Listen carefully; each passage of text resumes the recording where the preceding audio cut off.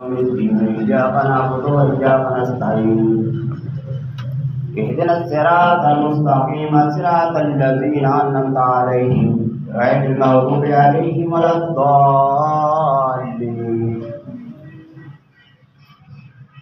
والفجر وليال العشر والشفع والوتر والليل إذا يسر بذلك قسم الذي هجر ألم تر كيف فعل ربك بآت رمضات العماد التي لم يخلق مثلها في البلاد وثمود الذين جابوا الصخر بالواد وفرعون ذي الأوتاد الذين طغوا في البلاد فاكثروا فيها الفساد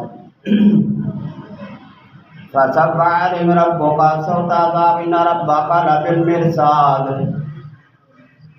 فأما الإنسان إذا ما ابتلاه ربه فأكرمه ونعمه فيقول ربي أكرمن وأما إذا ما ابتلاه فقدر عليه رزقه فيقول ربي أهانن كلا بل لا تكرمون اليتيم ولا تحاضون على طعام المسكين وتأكلون التراث لما وتحبون المال حبا جما. کے بعد مدح سناؤ اللہ کی جو سب کا مالک ہے، جو سب کا خالق ہے. اللہ خالق کل شیء و هو علی کل شیء وکیل. اللہ نے سب کو پیدا کیا ہے اور وہ سبھی کا مالک. ان اللہ علی کل شیء قدیر. اللہ ہر ایک چیز پر قادر ہے. له مقاليد السماوات والارض. زمین آسمان کی کنجیاں اللہ کے پاس ہے. والذین کفروا بآیات اللہ اولئک هم الخاسرون. اور جو اللہ کی آیات کا منکر ہے بہت بڑے خسارے میں پڑنے والا ہے. اللہ یبسط الرزق لمن یشاء ویقدر. اللہ جس کا چاہتا ہے رزق بڑھا دیتا ہے، جس کا چاہتا ہے بند کر دیتا ہے. اور اللہ جس کے لیے اپنی رحمت کے دروازے بند کر دے، اور اللہ جل شانہ جس کے لیے اپنی فتح کے دروازے بند کر دے، کوئی بھی نہیں کھول سکتا اس کو. یا ایھا الذین آمنوا اتقوا اللہ حق تقاتہ. اے لوگوں اللہ سے ڈرو، اور جتنا اس سے ڈرنے کا حق ہے ڈرو. اور ولا تموتن الا وانتم مسلمون. تمہاری موت آئے تو اسلام کی حالت میں آئے. اور فرمایا کہ یا ایھا الناس انا خلقناکم من ذکر و انثی. کہ لوگوں میں نے تمہیں ایک مرد سے پیدا کیا، ایک عورت سے پیدا کیا. اور وجعلناکم شعوبا وقبائل. تمہاری شاخیں بنا دی، تمہاری نسلیں بنا دی. اور قبیلے اس لیے بنائے کہ لتعارفوا، تاکہ تمہاری پہچان ہو سکے. لیکن اللہ کے نزدیک سب سے افضل وہ ہے جو متقی پرہیزگار ہے. اور قرآن مجید ہدایت ہے پرہیزگاروں کے لیے، ھدی للمتقین. قرآن ہدایت ہے ان لوگوں کے لیے جو پرہیزگار ہیں. تو بھائی ہدایت اس کو ملے گی جو انسان اپنے آپ کو، اپنے الفاظ کو پاک رکھے گا، برائیوں سے بچے گا. تو اللہ ان کے گناہوں کو بھی معاف فرما دے گا اور جنت الفردوس میں جگہ ان کو عطا فرمائے گا. اور فرمایا کہ اے لوگوں من عمل صالحا من ذکر و انثی. کہ تم میں کوئی مرد ہے، کوئی عورت ہے، وَهُوَ مُؤْمِنٌ، اگر وہ ایمان والی ہے تو فَلَنُحْيِيَنَّهُ حَيَاةً طَیِّبَةً. میں اس کے لیے پاکیزہ زندگی دوں گا، پاک زندگی ان کو عطا کروں گا. اور وَلَنَجْزِيَنَّهُمْ أَحْسَنَ، اور یہ جزا ہوگی ان کے عمل کی جو انہوں نے کیے. ان الذین آمنوا وعملوا الصالحات سیدخلهم جنات تجری من تحتها الانہار، بے شک وہ لوگ جو ایمان لے کر آئے اور نیک کام کیے، اللہ فرماتے ہیں کہ میں ان قریب ان کو جنت الفردوس کے اندر داخل کروں گا۔ والذین آمنوا وعملوا الصالحات فهم فی روضۃ یحبرون، اللہ فرماتے ہیں کہ جو ایمان لے کر آئے اور اس کے بعد نیک کام کیے، اللہ فرماتے ہیں کہ جنت کے باغات اور جنت کی بالکنیاں اللہ تعالیٰ کہتا ہے میں نے ان کے لیے تیار کر کے رکھی۔ تو بھائی اللہ تعالیٰ کے فرمایا، اللہ تعالیٰ کہتے ہیں کہ اِنَّ عِندَ اللَّهِ الْحُسْنَى عَشَرَ رَكَعَةً اِنَّ عِدَّةَ الشُّهُورِ شَهْرًا، اور فرمایا اللہ جل شانہ میں کہ جب سے دنیا ہے، اللہ تعالیٰ نے جب سے کائنات کو پیدا کیا، آسان عشرتاً، اللہ کہتا ہے میرے نزدیک 12 مہینے ہیں، اور ان 12 میں سے 4 مہینے مقدس ترین ہیں، ان میں رجب یہ الگ سے آتا ہے، ذیقعدہ، ذوالحج، محرم حرمت والے مہینے، رجب جب آتا ہے تو اللہ کہتا ہے کہ تیاری پکڑ لو، رجب میرا مہینہ ہے، اپنے آپ کو تیار کرو نیکی کی طرف، آپ کا قدم اٹھے، اپنے آپ کو اس قابل بناؤ کہ تم اللہ کی مدح ثنا بیان کرو، رجب اللہ تعالیٰ کے راستے میں گزارو، پھر شعبان المعظم میں اللہ تعالیٰ کی عبادت کرو، اور اللہ کے نبی فرماتے ہیں اللہم بلغنا رمضان، کہ رجب اور شعبان کے ذریعے سے ہمیں رمضان المبارک کا مہینہ عطا فرما، کہ جس کے اندر اتنی عطا ہوتی ہے کہ اللہ فرماتا ہے کہ رمضان المبارک میں سانس لینا بھی عبادت ہوتی ہے۔ سبحان اللہ، بھائی نماز ایسی ہے نا، مہینے ہے نا، رجب کا مہینہ اللہ فرماتے ہیں، فرمایا ایک قبر کے بعد سے گزرے، عذاب ہو رہا تھا، نبی علیہ السلام اور ان سے پوچھا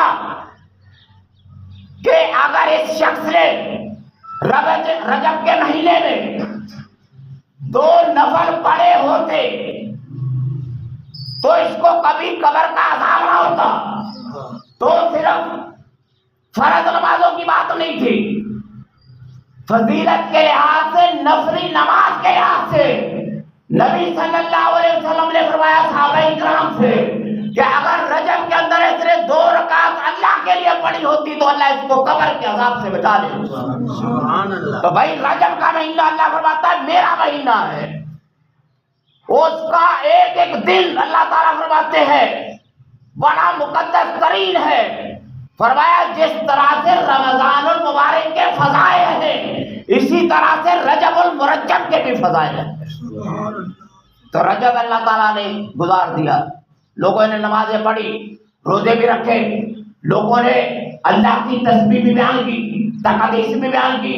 اب رجب کے بعد شعبان، تو شعبان کے اندر 14ویں رات جس کو شب برات کہتے ہیں، نبی علیہ السلام فرماتے ہیں کہ یہ وہ رات ہے کہ جس کو لیلۃ التقدیر بھی کہتے ہیں، لیلۃ القسمت بھی کہتے ہیں، کہ یہ ایسی تقدیر کی رات ہے کہ جس میں اللہ تعالیٰ انسانوں کے فیصلے کرتا ہے کہ اس کا رزق کتنا۔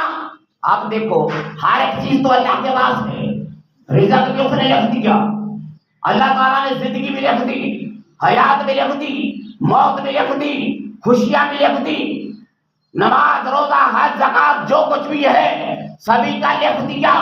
تو پھر اس رات کے اندر کون سی تقسیم ہے؟ تو اللہ فرماتا ہے کہ اس رات کے اندر تو دعا کر، اگر تو شقی ہے، بدبخت ہے، تیری دعا سے میں تجھے خوش قسمت بنا دوں۔ سبحان اللہ، بھائی تیرے گھر میں مسجد میں نماز پڑھنے کا ثواب 27 گنا ٹھیک ہے جماعت کے ساتھ، اکیلے نماز پڑھنے کی، ایک وضو کر کے پڑھو، 7 مسواک 70 نمازوں کا ثواب، مسجد نبوی میں 50,000 نمازوں کا ثواب، خانہ کعبہ میں 1,00,000 نمازوں کا ثواب، تو ساری حیت ساری ترکیب بدل جاتی ہے، عبادت ہوتی ہے۔ ہر رات کو لے کر فرمایا کہ جو 14 شعبان کو 15ویں شب کو عبادت کرتا ہے، فرمایا اللہ تعالی بنی کلب کی بکریوں کے برابر انسانوں کو جہنم سے آزاد کرتا ہے۔ یار بنی کلب کی بکریاں اتنا بڑا قبیلہ، اس کے اوپر کتنے بال، خود اندازہ لگاؤ کہ کتنے لوگ ہوں گے جو اللہ تعالیٰ اس رات میں تھوڑی سی عبادت کی۔ بھائی تم نے نماز تسبیح پڑھی، نماز تسبیح کے اندر 300 مرتبہ سبحان اللہ والحمدللہ ولا الہ الا اللہ واللہ اکبر 4 رکعت کو ادا کیا، صلاۃ الخیر 100 نفل پڑھے، 1 رکعت میں 10 مرتبہ قل هو اللہ پڑھو 2 سلام کے ساتھ، اور یہ وہ نماز ہے دنیا کا کوئی صوفی بزرگ ایسا نہیں گزرا جس نے صلاۃ الخیر نہ پڑھی ہو، اور فرمایا کہ اللہ کی 70,000 تجلی اس بندے پر پڑتی ہے جو صلاۃ الخیر پڑھتا ہے۔ اور زندگی میں ایک مرتبہ اکیلے پڑھ کے دیکھو، جماعت کے ساتھ لوگ پڑھتے ہیں، لیکن وجہ صرف یہ ہے کہ اس رات کو فرمایا اللہ نے اپنی رحمت کے دروازے کھول دیے۔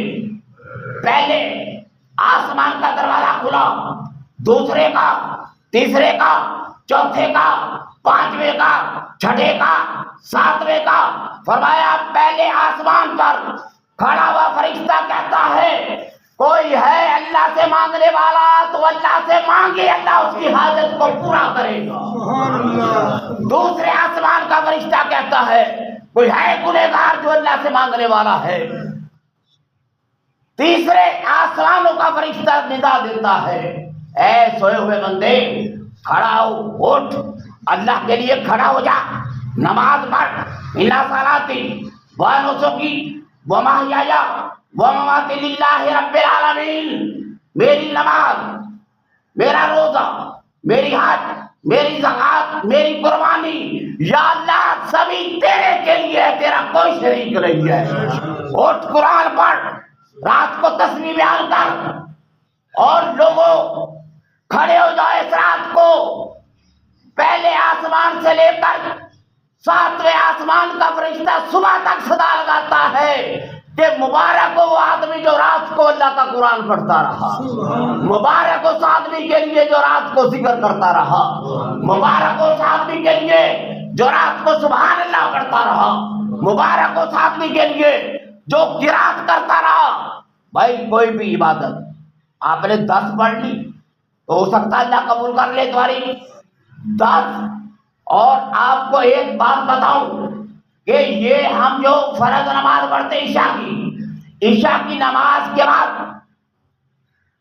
فرض پڑھے، فرض کے بعد 2 سنتے، تو 2 سنتوں کے بعد جو 2 نفل ہوتے ہیں، تو نفل یہ تہجد کا آغاز ہو جاتا ہے۔ علماء فرماتے ہیں صبح سحری تک یہ ابتدا ہے کہ ان نوافل سے اللہ تعالیٰ آپ کو تہجد کے برابر ثواب دیتا ہے۔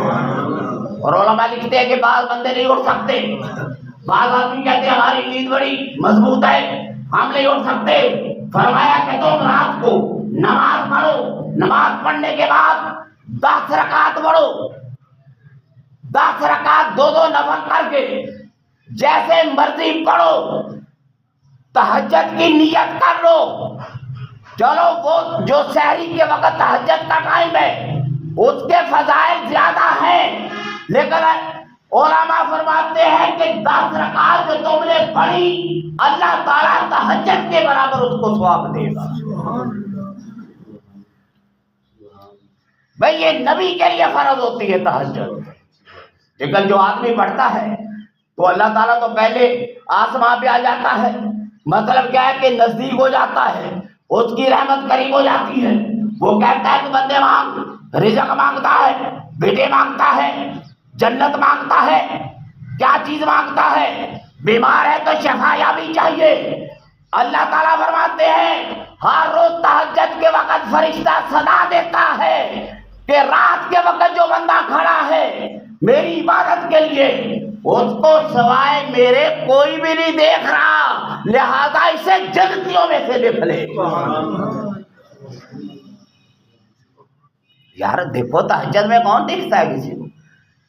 گھر والے کا خبر نہیں ہوتے، تو جو اکیلا کھڑا ہے، فرمایا نبی علیہ الصلوۃ والسلام نے کہ رات کو آپ سو گئے، سونے کے بعد آپ کو جاگ آئی، آنکھیں ملی تو بغیر وضو کے سبحان اللہ، الحمدللہ، اللہ اکبر، سبحان اللہ وبحمدہ، سبحان اللہ العظیم، استغفر اللہ، اللہ کے کلمات پڑھو، یہ کلمات پڑھو بغیر وضو کے، تو اللہ فرماتے میں زندگی کے سارے گناہ اس کے معاف فرما دیتا ہوں۔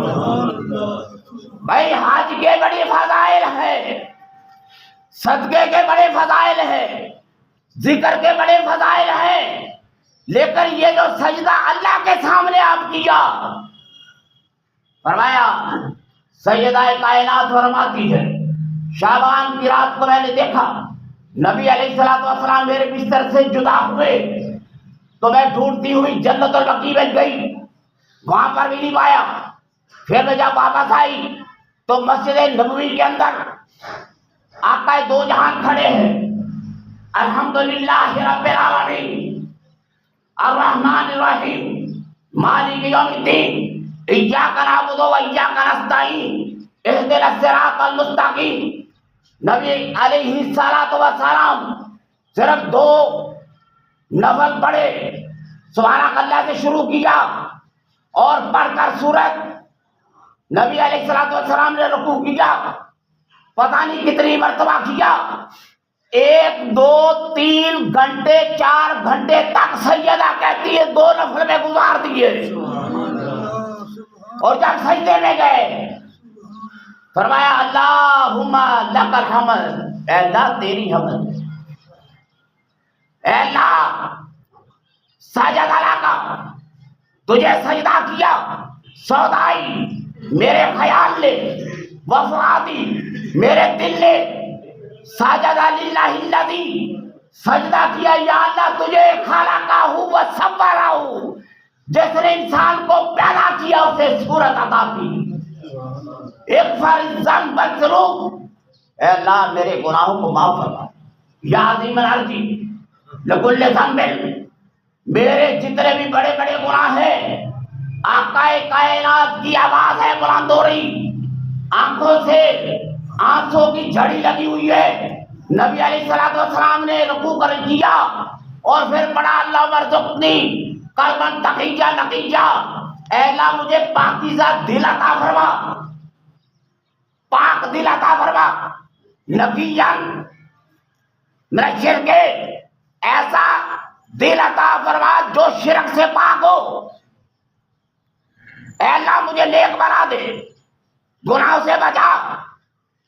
ایک سجدہ، اس کے درمیان میں کتنی دیر قیام کیا، پھر دوسرا سجدہ کیا، اس میں دعا پڑھی سبحان اللہ، سبحان ربی الاعلی، اللہم لک الحمد، اللہم انی اعوذ بک، اے اللہ میں تیری پناہ مانگتا ہوں، میری ذائقہ کا من سختے کا، اے اللہ میں تیری رضا چاہتا ہوں، تیری ناراضگی سے ڈرتا ہوں، وَأَعُوذُ بِكَ مِنْكَ، میں تم سے پناہ مانگتا ہوں، اللہم لا احصی ثناء علیک، اے اللہ میں تیری اتنی حمد بیان نہیں کر سکتا، کما اثنیت علی نفسک، تو خود اس قابل ہے کہ اپنی حمد کو بیان کر سکے۔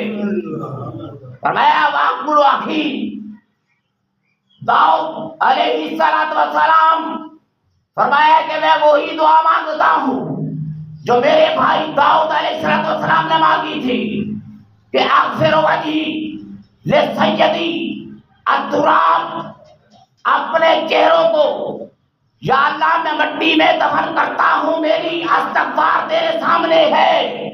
وحق لوجہ سیدی ان یغفر فی التراب، فرماتے نبی علیہ الصلوۃ والسلام وحق لوجہ سیدی ان یغفر فی التراب، یہ ہے بندگی کا کمال، یہ بندگی ہے. فرمایا کہ انسان کی بندگی یہ ہے کہ اس کا سر نبی کے سامنے مٹی کے اندر مل جائے. یہ بندگی کی انتہا ہے بندے. تیرے سر کے درمیان اور سجدے کے درمیان وحق لوجہ سیدی ان یغفر فی التراب. پرانے زمانے میں بھائی مٹی میں سجدہ ہوا کرتا تھا، کنکریوں پہ ہوا کرتا تھا. یہ پلاسٹک شیٹیں، یہ قالین، یہ چیزیں تو بعد میں آئی، لیکن جو ریئل چیز ہے وہ تو یہی ہے. اور اس سے بڑھ کر نبی یہ پسند کیا کرتے تھے، اے مالک میری پیشانی جھکے تو سامنے، کیونکہ خاک سے بڑی عاجزی کسی میں نہیں ہے. اور جب نبی خاک میں سجدہ کرے اور تو چٹائی پہ نہیں کر سکتا، تیرا سجدہ قلیل میں نہیں ہوتا.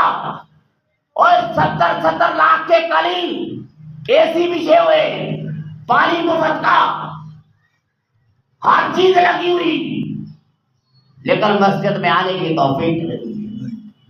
تو بھائی عمل سے زندگی بنتی ہے، جنت بھی جہنم بھی.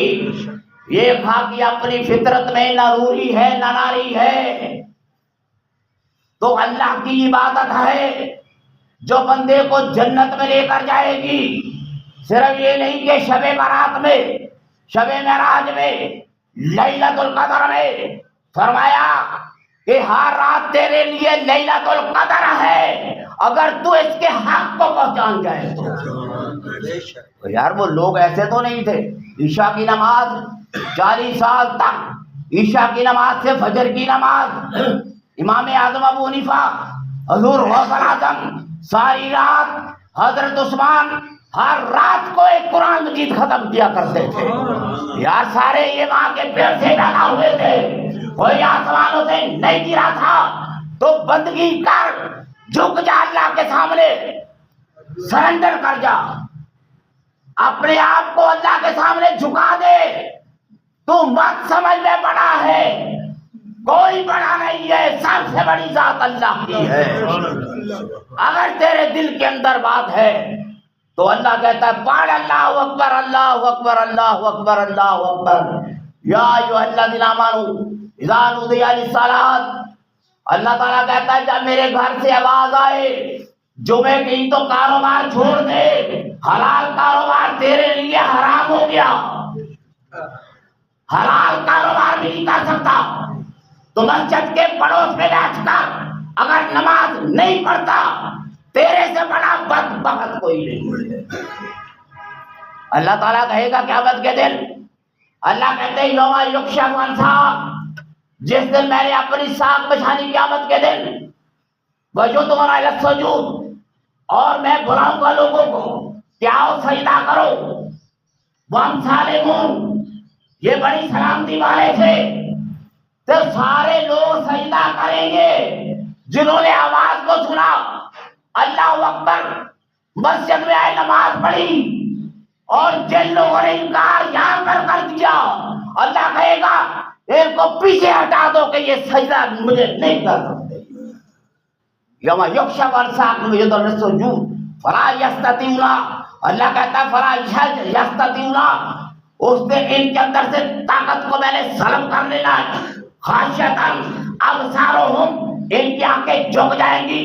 ترہقہم ذلہ، ان پر ذلت ڈال دی جائے گی. یہ کافروں کا ذکر نہیں ہے، منافقوں کا ذکر نہیں ہے. یہ جس سے قرآن مخاطب ہے یہ مسلمانوں سے مخاطب ہے، ایمان والوں سے مخاطب ہے. جو غیر مسلم ہے وہ جانے اللہ کا معاملہ ہے، لیکن اللہ نے تم سے پوچھنا ہے کہ قرآن کے مخاطب تم تھے، تم نے قرآن کے ساتھ کیا کیا. تو اللہ کے سامنے شب برات ہے بھائی، رات عبادت کرو، تھوڑی کرنے کو ضروری نہیں ہے، سونا بھی عبادت ہے۔ فرمایا کہ تمہارے جسم کا تو پر حق ہے، لگاتار عبادت نہیں کرنی، بھائی 2 گھنٹے کر لو، گھنٹہ کر لو، سو جاؤ، پھر صبح کو روزہ رکھو۔ ایک بہانہ یہ اللہ کی طرف سے، چلو کسی ذریعے سے بھی، بھائی اگر کوئی آدمی کہتا ہے فضائل نہیں ہے، بھائی فضائل تو میں تمہیں 12 مہینوں میں سے ہر رات کے ثابت کر سکتا ہوں۔ اللہ تعالیٰ کہتا ہے جو راتوں کو یاد جاگتے ہیں، اللہ ان کی ولد نے جبیت رب سجدہ و قیامہ، او بھائی 365 راتوں کی فضیلت ہے۔ اللہ کہتا ہے وہ لوگ جن کی پیشانیاں رات کو سجدے میں گزر جاتی ہیں، تم شب رات کو کہتے کوئی چیز نہیں ہے۔ تو بھائی اللہ تعالیٰ نے آپ کو موقع دیا ہے تو فائدہ اٹھائیں، اللہ کے سامنے جھک جائے، اللہ سے معافی مانگے، اللہ سے کہے مالک ہم نے زندگی گزار دی، تیرے حکم سے سرکاری کی، ہم بڑے عیش پرست ہو گئے، ہم دنیا کی دولت میں ڈوب گئے، اے اللہ ہمارے اس گناہ کو معاف فرما دے، اے اللہ ہمیں موت دے، فلا تموتن الا وانتم مسلمون، اشہد ان لا الہ الا اللہ وحدہ لا شریک لہ واشہد ان محمدا عبدہ ورسولہ۔ ایمان پر ہم سب کو موت عطا فرمائے، آمین۔